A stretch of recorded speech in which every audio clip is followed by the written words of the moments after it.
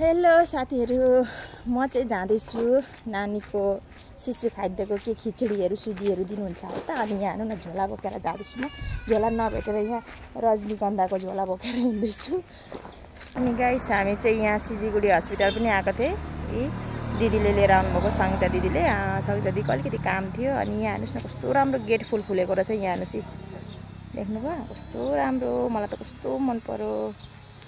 So हुन्छ, यहाँ busy हान्न रुमेर बसिरहेको छु। दिदीलाई यहाँ बिजी हान्न आएको, साथी लिएर आउनुभएको मलाई चाहिँ यहाँ हान्नुहुँदैछ। यहाँ एकजना दिदी आउनुभयो हान्नलाई। ए बुइनी, भालो खबर दिदी? ए देख, बिजी हानी बेर आइसे। ए देख्नुभयो, सबैजना यहाँ आउनुभएको छ।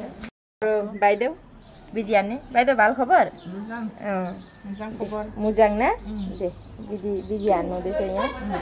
अनि साथीहरु, दिदीको काम सकेर फाइनली हामी यहाँ स्कुलमा पनि आइसक्यौँ। नानीको शिशु खाद्यको सुजीहरु खिचडीहरु दिनुहुन्छ भनेर फोन गरेर बोलाउनु भएको थियो। अनि फाइनली हामी त्यहाँ आइ पनि सक्यौँ। अनि यहाँ दिदीहरुले चेयरहरु रेडी गर्नु हुँदैछ। यहाँ सबैजना आइसक्नु भएको रहेछ। अनि त्यसपछि चाहिँ यहाँ फोटो लिनु हुँदैछ मेरो। अहिले फेरि न्यू रुल आएको छ अरे, फोटो लिएर अनि आधार कार्डहरु दिएर भेरिफिकेसनहरु गरेर अनि मात्रै खिचडी दिनुहुन्छ अरे भनेर। अनि त्यही भएर यहाँ मेरो फोटोहरु लिनु हुँदैछ।